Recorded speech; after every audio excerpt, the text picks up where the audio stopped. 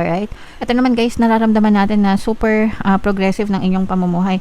Actually guys, parang ano kayo guys, super energetic yung iba sa inyo. Aside, kung hindi kayo naka-experience itong overthinking na to guys. Yung iba naman sa inyo, parang ang bilis ng pag-asenso nyo, ang bilis ng pag-unlad nyo sa buhay. At saka pagka meron kayong ginusto, mga kapiksi, talaga nakafocus kayo, no? Kumbaga, binubuhos nyo 100%. Parang si Eugene lang, di ba? Binubuhos niya 100% ng inyong kapangyarihan, ng inyong lakas. Yan, para ma-manifest nyo or para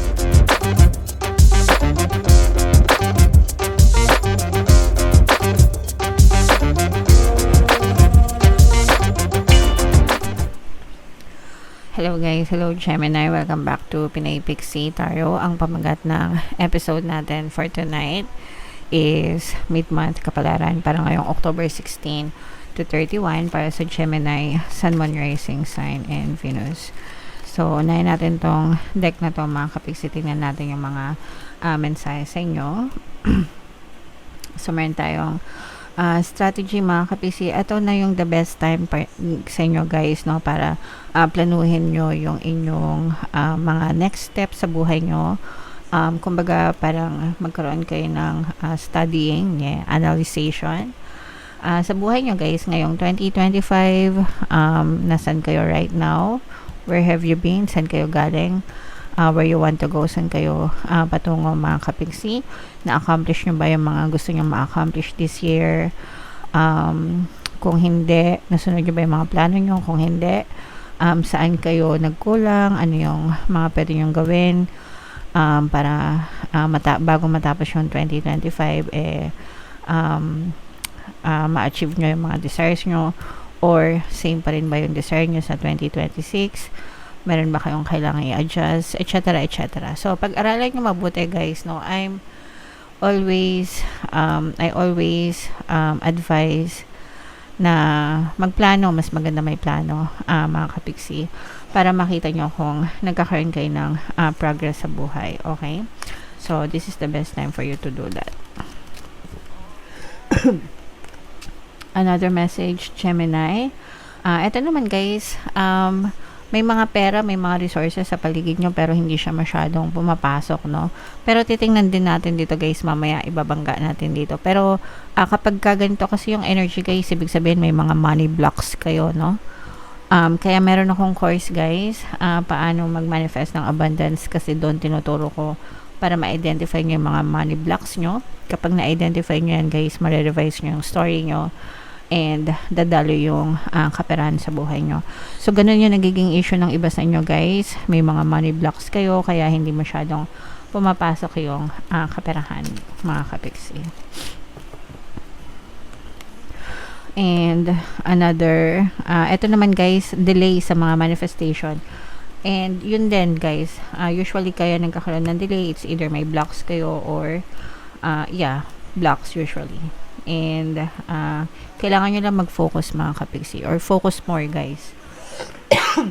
Excuse me. Kailangan nyo lang mag-focus more sa inyong mga desires guys. Okay? Alright. So, comment down below, Gemini, if feeling nyo naka-resonate kay dyan.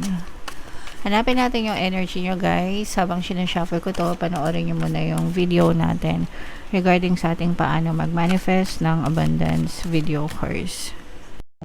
Kapiksi, sawa ka na ba sa mga struggles at hirap sa buhay mo?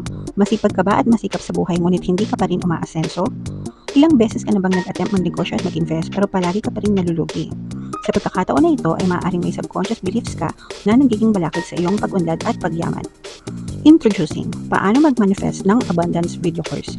Dito ay matututunan mong ma-overcome ang mga balakid mo para tuluyan ka ng umunlad, umasenso, sumagana, maging matagumpay, successful at maswerte sa iyong kabuhayan, pera, trabaho, negosyo sa lapi at kaperahan ng bonggang-bongga. Dali, mag-send na ng email sa pinoypixie@gmail.com at simulan na ang iyong pagyaman ngayon. Alright, so sa lahat ng gusto mag-avail ng course guys, naka-flash sa screen nyo. Una, meron tayong paano mag-manifest ng abundance video course. Meron din tayong paano mawala ang third party at magkaroon ng harmonious na relationship. And meron din tayong paano pabalikin si ex, revise breakup. Sa mga interesado guys, mag-send lang kayo ng email sa pinoypixie@gmail.com. And sa mga naghahanap ng pampaswerte na Lucky Charms, guys, Aventurine at saka Citrine yung recommended ko. May mga makikita kayong link sa description box. So, Gemini, kayo ay na-represent ng King of Swords. Latag natin yung spread nyo, guys. And kung hindi nyo pa napapanood yung ating 2026 na pick a card kapalaran, guys, punta lang kayo sa homepage natin. Nandun yung video, guys.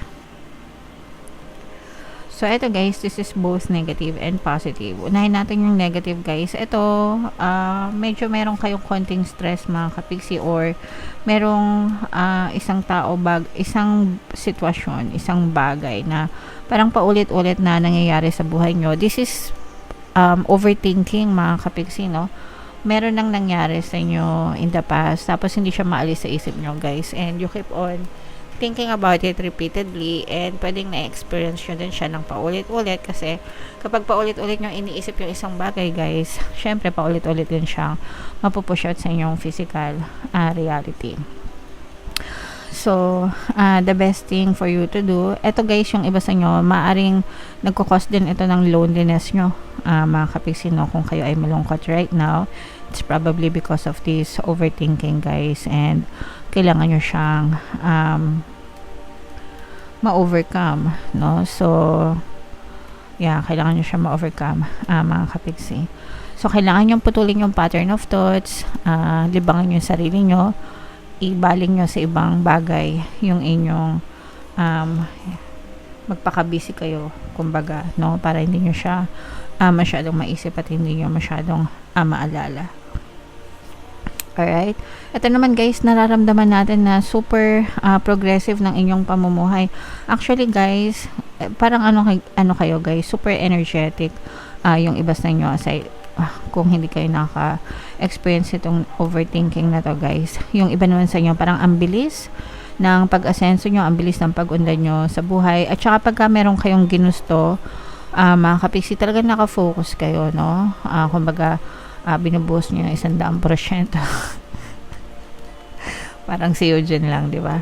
Binubuhos nyo yung 100% ng inyong kapangyarihan, ng inyong lakas. Yan, para ma-manifest nyo, or para talaga mangyari yung mga bagay na gusto nyo. And right now, nararamdaman ko na parang meron kayong goal na walang makakapigil sa inyo, guys. Unstoppable yung energy nyo, and hindi nyo to titigilan hanggang hindi kayo sumakses, no? So, tuloy-tuloy nyo lang yan, guys. Syempre, kapag gusto talaga natin, pag gusto may paraan, guys. Pag ayaw, may dahilan. And ang nararamdaman natin dito is talagang gumagawa kayo ng mga paraan para ma-achieve nyo yung mga gusto nyo. So, sa-success talaga kayo, mga kapiksi, and your wishes will come true, guys. Matutupad din yung mga pangarap nyo. For some of you guys, maaring may manligaw sa inyo, maaring manuyo, merong kumbaga kakatok na bagong pag-ibig sa inyo. This is more on new relationship, mga kapiksi. So, applicable yan sa mga kapiksi natin na single, very attractive kayo, very confident, guys. Kaya na-attract nyo sa buhay nyo yung mga bubuyog. Ay! So, i-mind nyo na yan sa comment section, guys. Itong mga success na to, itong progress na to, tagumpay, mga dreams coming true. Ayan, guys. So, meron talaga kayong iniisip, no? Although, hindi naman ito sa lahat. Pero, meron kayong iniisip. Meron, yung iba sa inyo, merong kinababahala. Or marahil talagang, overthinking lang, mga kapiksi. So, merong gumagambala sa isip nyo, guys, kung ano man to. Guys, you have to really let it go kasi nakaka-stress. Nararamdaman ko yung iba sa inyo parang nai-stress na. So, mag-relax lang kayo, guys. Mag-meditate kayo, magdasal para mawala yung mga overthinking na yan, mga kapiksi. Meron ditong presence ng fire signs, Aries, Leo, Sagittarius. And ito guys, parang meron kayong gustong gawin na sa palaran. Parang to na taya, parang taya. Hindi naman sugal. Hindi yung sugal na literal, no. Parang sugal na figuratively. Parang susugal kayo sa panibagong adventure when it comes to money. So let's say for example, dati nagnenegosyo ka. Tapos ngayon gusto mong sumugal sa Bitcoin or sa cryptocurrency. O kaya gusto mo sumugal sa stock market, yung mga ganun. So, you're taking a risk, mga kapiksi. No risk, no challenges. Pagdating sa kaperahan or pagdating sa pagpapaunlad ng inyong kayamanan, guys. So, okay lang yan kasi, syempre, magko-contribute yan sa inyong pag-unlad. Pero, kailangan calculated din yung risks nyo, mga kapiksi. Pag-aralan nyo mabuti yung bawat galaw nyo. Guys, seek help from experts. Makakabuti rin yan para sa inyo, guys. Okay?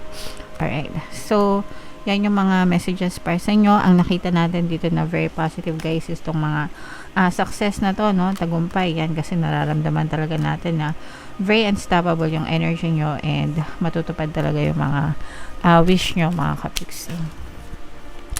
So, i-mind nyo na lahat yan, guys, sa comment section. Bunot lang tayo ng isa pang card para sa inyong additional na mensahe, Gemini. My outer experiences are a reflection of my internal condition. So, ito, guys, paulit-ulit akong nag-explain sa inyo, pero sana maintindihan nyo. Hindi ako magsasawa sa inyo, guys. Hindi ko kayo pagsasawaan. Yung na-experience nyo sa inyong sitwasyon sa buhay, yan ay reflection ng what's going on your inside, no? On the inside. Ano yung iniisip nyo? Ano yung nararamdaman nyo, no? Paulit-ulit, everyday. Kung ano yung paulit-ulit nyo na iniisip nyo, paulit-ulit na nararamdaman nyo, kung ano yung dominant na yun, guys. Yun yung napupush out. Kaya naririnig nyo palagi sa akin, guys, sinasabi ko salitang push out, no? Ibig sabihin ng push out, natutulak palabas, no? And yun yung natutulak palabas ng sitwasyon nyo. It's a reflection of your thoughts, guys. So, ibig sabihin, pag palagi nyong iniisip yung mga problema, no? Problema na naman, wala na naman pangkain, hirap na naman sa pera, taas ng bilihin. Lahat ng reklamo nyo, guys. Lahat na ng reklamo, pati sa jowa nyo, sa asawa nyo. Babaero, sugalero, salbahe, di ba? Yung kapitbahay kong chismosa, yung mga marites na katrabaho, di ba? If you are always thinking of those thoughts, they will always be reflected in your physical reality. Paulit-ulit nyo lang din mararanasan yung mga ganong klaseng sitwasyon. Okay? Internal to external. That's why, palagi ko rin sinasabi sa inyo, guys, na think positive, and focus on your desires. Imbis na problemahin yung kapitbahay nyo, isipin nyo yung sarili nyo, diba? Imbis na sabihin nyo na mahirap ang buhay, ang hirap ng pera, ang hirap kumita ng pera, diba? Sabihin nyo, ay, mayaman ako, masagana ako, maunlad ang buhay ko. Kahit hindi totoo, kasi magkakatotoo yan, internal muna bago external. Nagets nyo ba? It has to be true first, internally, within yourself, bago siya mapush out sa inyong physical reality. It has to become your dominant thoughts, your dominant feelings, your dominant assumptions, guys. Okay? So, everything is changeable and malleable. Lahat pwedeng magbago, mga kapiksi, basta nagbago ka ng pattern of thoughts, no? And it's not instant. There's delay, syempre. Kasi it has to be dominant. Kailangan maging dominant muna siya. Pag sinabing dominant, matimbang, mga kapiksi, no? Parang weighing scale, mga kapiksi, positive, negative. Kapag ka mas matimbang yung negative, di ba? Syempre, ayan, pag mas matimbang yung negative, ito yung paulit-ulit nga mararanasan nyo. Pero pag nag-think positive kayo, di ba? Unti-unti, gumagano yan, unti-unti. Hindi siya agad-agad, di ba? So, kailangan araw-araw nyong gawin para araw-araw siya maging dominant, araw-araw siyang mas matimbang, and then therefore, yun na yung mapupush out sa physical reality nyo. May sense ba? Sana naintindihan nyo, guys. Pero ganun lang talaga siya kasimple, guys. Kaya I always tell you, focus on positive thoughts para yun yung ma-experience nyo sa physical reality nyo. Gusto ko lang talagang i-explain sa inyo, guys, para maintindihan nyo. Okay? Pero sa mga courses natin, tinuturo ko yan. So, mag-avail kayo ng course, guys. Alright. So, comment down below, Gemini, if naka-resonate kayo. And ito yung ating 2026 Pick a Card Kapalaran.